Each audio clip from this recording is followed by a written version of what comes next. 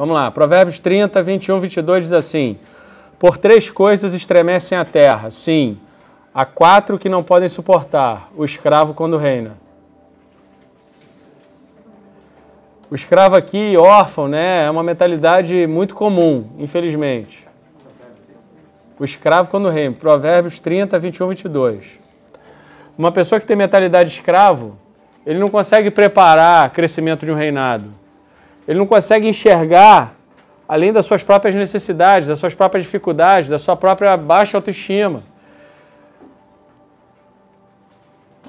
Acontece que uma pessoa que tem uma mentalidade escrava, ele pensa que ele não tem significância nenhuma, que ele é insignificante. Acham que a palavra deles não tem valor, não precisam ser reconhecidos.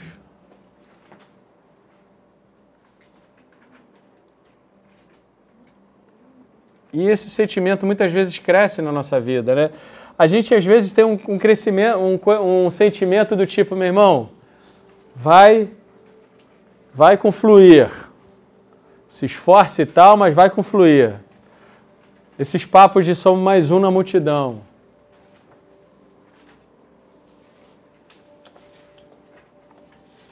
E aí eu queria que você fechasse seus olhos por um minuto e eu queria que você anotasse. Feche seus olhos e depois você anota. Queria que você perguntasse ao Espírito Santo.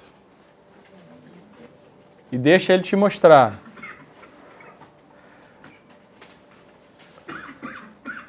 Tem muitas áreas em que fomos criados com esse sentimento de insignificância.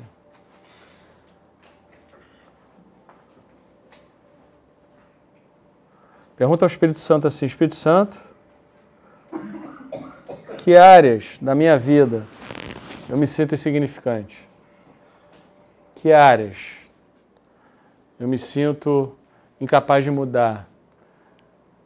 Que áreas eu sinto que eu não tenho força para avançar, para vencer? Que áreas eu sinto insignificância? Deixa o Espírito Santo te mostrar.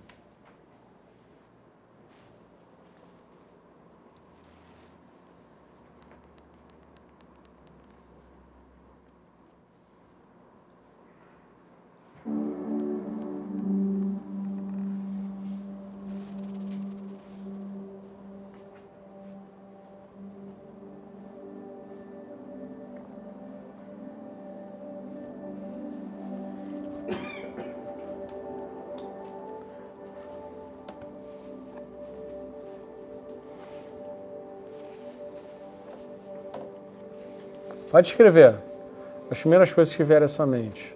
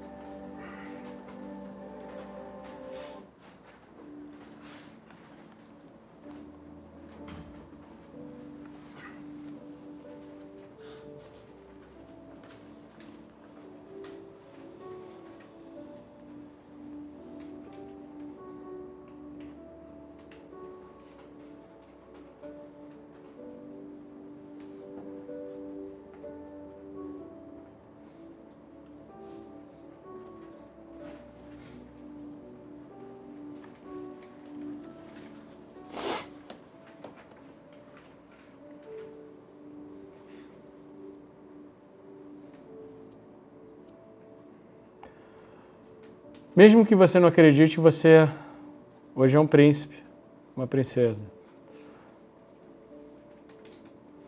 E o que eu estou falando é aprender a pensar como realeza. Saber que somos importantes para Deus. Saber que somos importantes para o reino.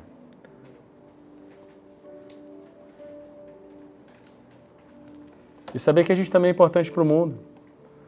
É o que diz lá em Romanos capítulo 8, que a criação anseia pela manifestação dos filhos de Deus. Não importa o que as outras pessoas falaram de você. Porque Jesus te salvou. Ele te salvou de você mesmo. Também. Ele te salvou das trevas e te salvou de você mesmo. Porque todos nós Não fomos criados para ser príncipes. Nós fomos criados para ser escravos e órfãos. Agora, o que é o mundo de uma pessoa, né? É o sistema de crenças e valores, o que ela carrega. E esses sistemas, eles criam modelos mentais que se tornam inconscientes em nós. Por isso a gente precisa ter nossa mente transformada. O que a gente recebe quando a gente é criança? A gente bota lente, né? E a gente vê o mundo através dessas lentes. Agora você imagina quando você se converte, você é um bebê espiritual. Você recebe lente. E a maioria das lentes que recebemos são lentes religiosas. Não por maldade, mas porque a igreja brasileira, ela teve um boom de evangelismo extraordinário. Glória a Deus por isso. A gente teve um avivamento de evangelismo, porque, se eu não me engano, a estatística era em 2010, eu acho que o IBGE eram 22 milhões de cristãos.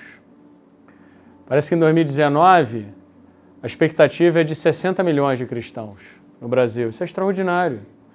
Mas a gente precisa ter agora um avivamento de maturidade, né?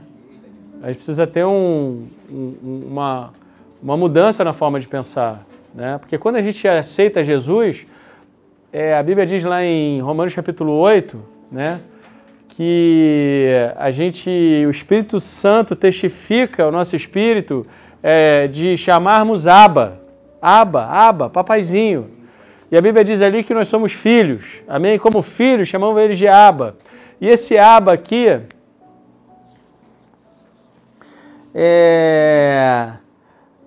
numa família judaica, era aquela criancinha que estava aprendendo a falar. E sem falar direito, fala papaizinho. Amém?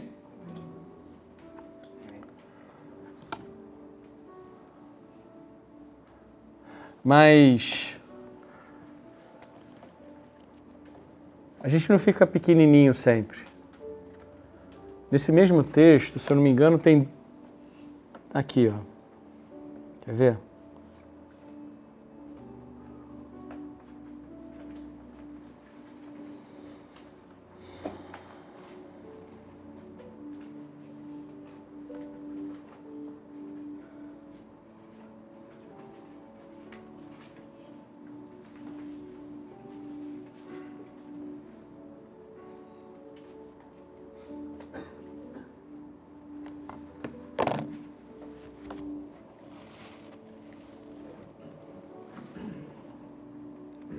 Porque o Espírito de vocês receberam de Deus, o Espírito que vocês receberam de Deus não torna vocês escravos. E não faz com que tenham medo. Pelo contrário, o Espírito torna vocês filhos de Deus. E pelo poder do Espírito dizemos em fervor a Deus, Abba Pai. E o Espírito de Deus se une ao nosso Espírito para afirmar que somos filhos de Deus. Amém? Aqui, esse filhos aqui é filho pequeno, criança, menino.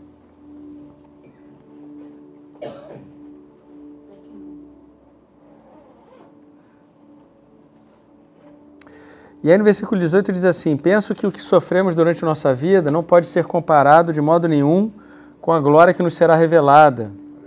Amém?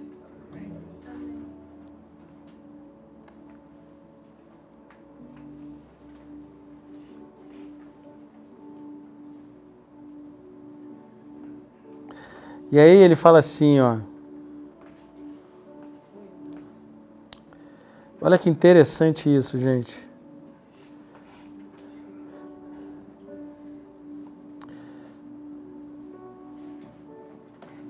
A natureza anseia pela manifestação dos filhos de Deus, amém? Então a gente tem os filhos,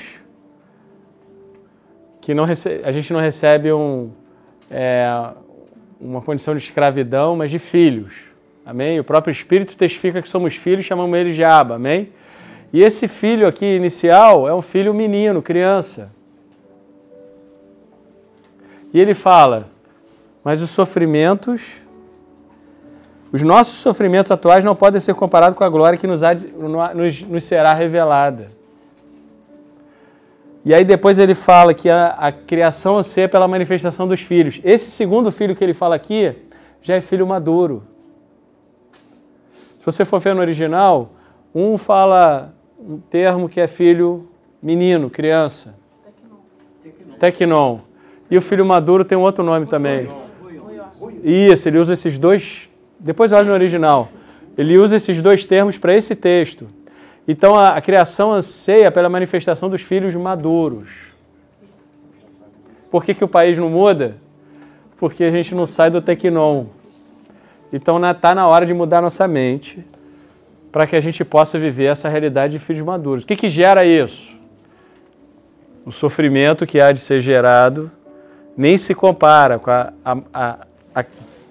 a glória que há de ser revelada. Amém? O que é isso, gente? Sofrimento, então, tem que passar tantos sofrimentos. Existem muitos sofrimentos físicos, mas existem muitos sofrimentos de eu não quero abrir mão, eu escuto o Espírito Santo, mas não atendo, eu não quero obedecer, eu não quero sair da minha zona de conforto. Afinal de contas, a gente viveu quantos anos sendo uma pessoa que, na verdade, morreu? E a gente fica agarrado naquilo. É um sofrimento. Mas você precisa passar por isso, porque esse sofrimento nem se compara com a glória que há de ser revelada. Amém? Amém? Amém. Então, por que o país não mudou ainda? Porque os filhos maduros estão aprendendo a serem maduros, porque maduros é diferente. Amém? A gente vai falar sobre isso um pouco.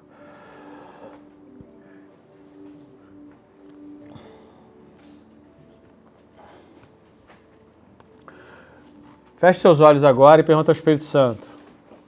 Espírito Santo, quais são os conjuntos de crenças e valores que eu tenho recebido na minha vida e que de alguma forma me tornaram quem eu sou hoje? Ou melhor, Espírito Santo, qual o conjunto de crenças e valores que eu tenho recebido na minha vida e que precisam ser deixados para trás, que eles me limitam? Pergunta para o Senhor.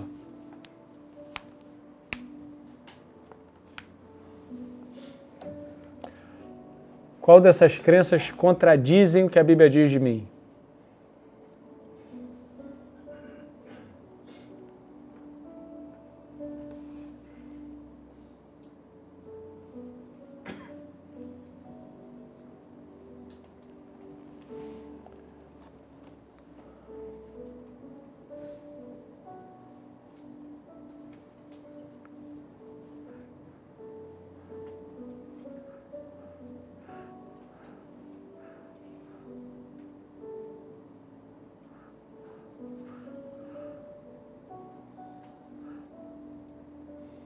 Amém? Pode escrever.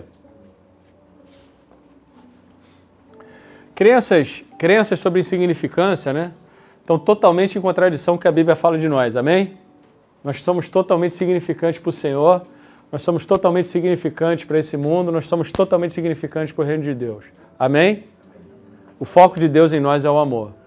Agora você imagina, né? A gente fica pensando, o problema do país, o problema do Brasil é a corrupção, o problema do Brasil é a economia, o problema do Brasil são os políticos. Nada disso.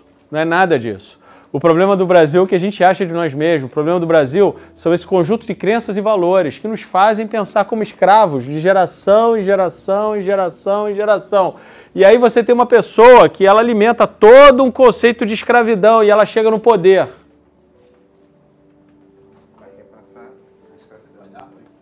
Cada um dá o que tem. E farinha pouca, meu pirão primeiro.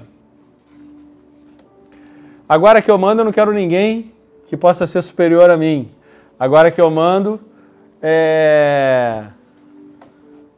ninguém pode me contradizer.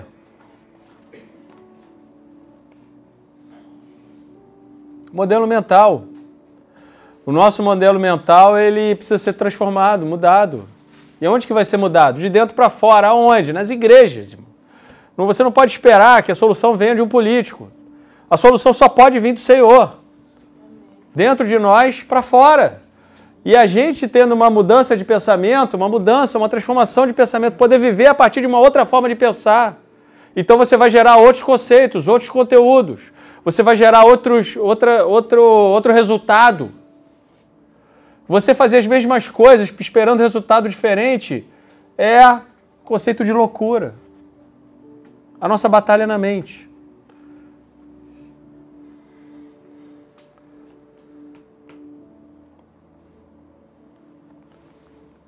É um processo de transição. Para que a gente possa agir como Deus nos chamou para agir. Amém? 1 Coríntios 13:11 diz assim: quando eu era menino, pensava como menino, mas logo que cheguei a ser homem, acabei com as coisas de menino. Homem aqui é maduro. Pensamento de menino limitado. Qual é a diferença entre menino e homem? Meus filhos, quando eram crianças, eles vinham para mim me pedindo coisas. Eu quero um copo d'água, eu quero um sorvete, eu quero passear. Pai, você vai sair, eu quero ir contigo. Eu quero ver televisão. Pai, eu quero tal coisa que eu vi. Mas e quando eu me tornei um homem? Eu chego na casa do meu pai, né? Chegava com meu pai e falava: pai, quer um café? Pai, quer um copo d'água, pai? Quer que eu aumente o ar-condicionado aqui para você? É diferente. É completamente diferente. Deus não vai dar as chaves do seu reino a meninos. Ele vai dar a homens maduros. A pessoas que têm pensamentos maduros. Você amadurecer no Senhor significa entender que você tem acesso. Pensamento de menino, de órfão, de escravo. Eu vejo a igreja assim, tantas vezes. E eu amo a igreja. Mas é como o filho pródigo, né? O irmão do filho pródigo. Tudo era dele, mas ele queria um garrote. Ele queria... Tudo era dele. Mas estava brigando por causa de um garrotezinho. É um clericalismo. Clero e leigo. É, também. Isso também. Deus não vai dar chaves para os órfãos, amém? Amém. Então, queria que você orasse a Deus agora. Feche seus olhos. Peça ao Espírito Santo. Hábitos e forma de pensar que você tem que deixar para trás. Pede para Ele te mostrar, para que você possa agir de maneira mais consistente com a palavra. Com aquilo que a palavra diz que você é e o que você pode fazer. Pede para Ele te mostrar o que você tem que deixar para trás. Escreve.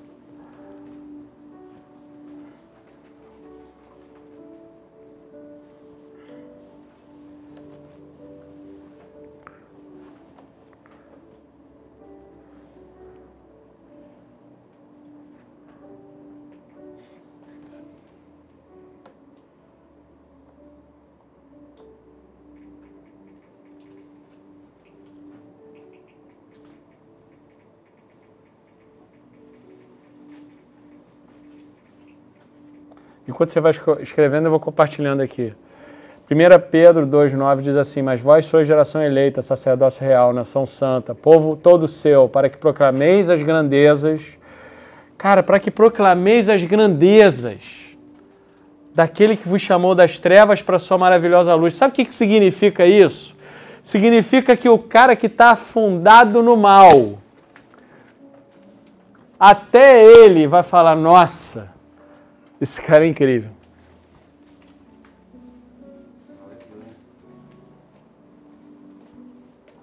Até ele vai glorificar a Deus por causa da sua vida. Sacerdote, reis, santo, separado por Deus. Você é santo, você tem valor, você é separado por Deus. A gente tem que aprender a pensar a partir da mente de Cristo. Isso significa fazer boas escolhas, né? Rapaz, é uma forma de pensar diferente. Você é embaixador, amém? Amém. Amém. E se você agisse como embaixador amanhã? E vamos supor que o presidente do Brasil te chamasse para ser embaixador na Alemanha. E você tivesse que ir para lá amanhã. Como você seria? Como você agiria? Como você pensaria? um ato de agressão ao embaixador é considerado um ato de guerra, sabia disso? Tamanha a importância do embaixador. Ele está representando um país, está representando uma outra cultura, um outro povo. Como é que você agiria 2 meses depois nesse trabalho? Como é que você acha que você realmente, acreditando quem você é, sabendo que você é embaixador, 2 meses depois, como é que você agiria? Como é que você pensaria? Porque a gente fala, né? Eu sou embaixador. Mas a gente não pensa como embaixador. E não se trata de ser snob, gente, soberbo, pelo amor de Deus. Isso é mentalidade do diabo. Se trata de ser um representante do reino. E saber que há recursos do reino. Saber que é um rei. Amém? Amém.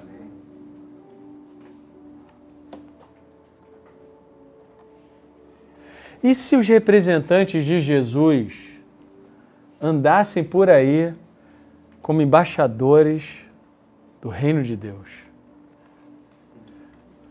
Como será, né, que seria a nossa cidade do Rio de Janeiro? Não como evangélicos, mas como embaixadores do reino de Deus. A gente não é só representante de um reino, a gente também é representante de um rei. Amém? Amém.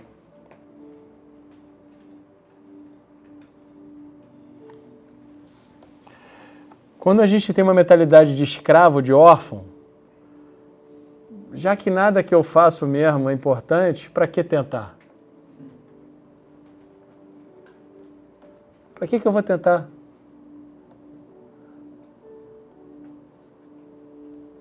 Mas e se você andasse como é digno da vocação com que você foi chamado? E se você andasse, como a Bíblia diz aqui em Efésios 4:1, Paulo fala assim, eu imploro que andeis como é digno da vocação que foste chamado. Qual versículo? Efésios 4:1. O que acontece quando você tem um trabalho de grande influência? E uma mente. Você tem um trabalho de grande influência e uma mente de insignificância. O que acontece com isso? O que acontece quando a maneira que a gente anda não é de acordo com... não é digno como o chamado que a gente teve? O que acontece quando o mundo entende que a gente é importante e a gente se acha insignificante? Sabe o que acontece com isso? A gente se torna um exército de pessoas machucadas e inoperantes.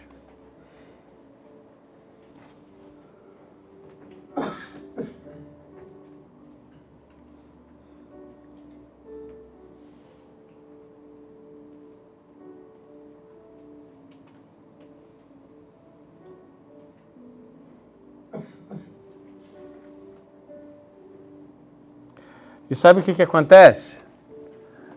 Acontece muitas vezes conosco, quando uma pessoa começa a saber quem ela é, saber que ele é um príncipe, saber que ele é um rei, e começa a manifestar dons, e começa a manifestar o reino de Deus, e começa a glorificar Deus de uma forma extraordinária. E acontece muitas vezes no nosso meio, acontece... Quem você está achando que você é, rapaz? Que nem com Moisés, né? Quem você está achando que você é? Aí, diante disso, você tem 2 alternativas. Ou você enterra teu chamado e acredita que você não é nada, ou você confia em Deus. E aí eu não estou falando para você criar uma revolução dentro da igreja. Eu estou falando só para você confiar em Deus e seguir em frente naquilo que Deus te chamou para fazer.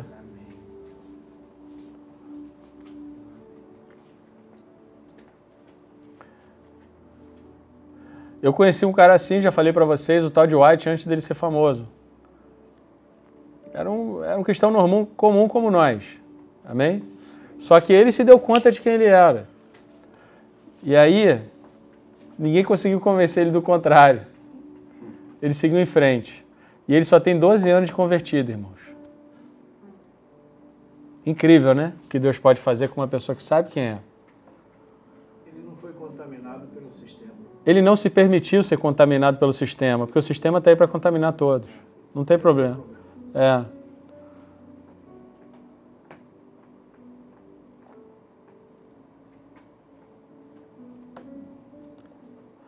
Como é que as pessoas pensam, né? Ah, o Todd White conseguiu é porque Deus favoreceu ele. Esse é o pensamento de órfão. É porque ele teve um cuidado especial de Deus. Esse é o pensamento de órfão. Mas o pensamento de príncipe é diferente. Rapaz, se Deus fez na vida dele, pode fazer na minha também. Amém? Porque nós servimos o mesmo Deus. Mas a gente pensa essas coisas, gente. A gente tem que parar para pensar nossos pensamentos. Tem um monte de coisa que está dentro da gente que tem que ser jogada no inferno, tem que sair fora.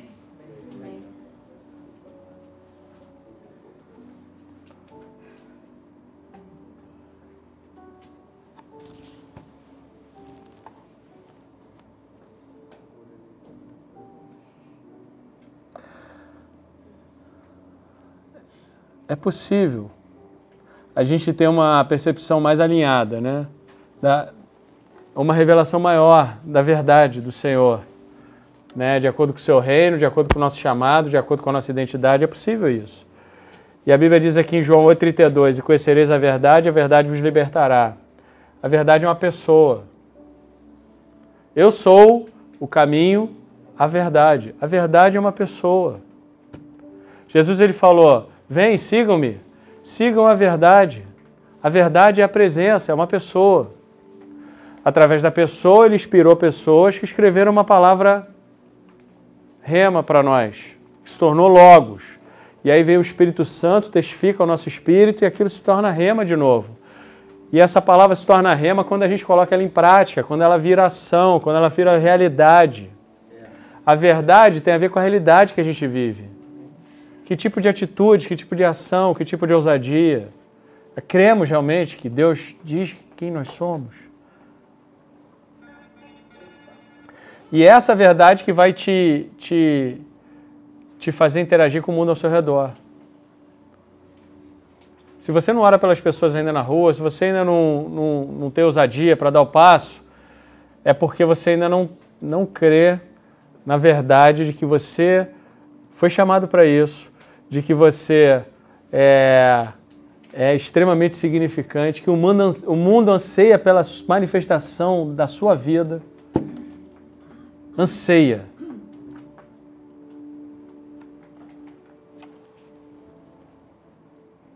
Jesus é a referência de como ser filho de Deus. Amém? Amém. E a gente tem um chamado muito maior do que a gente pode imaginar. Você é embaixador.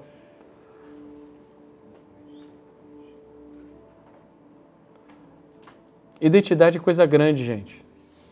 Identidade é coisa grande. Eu queria terminar aqui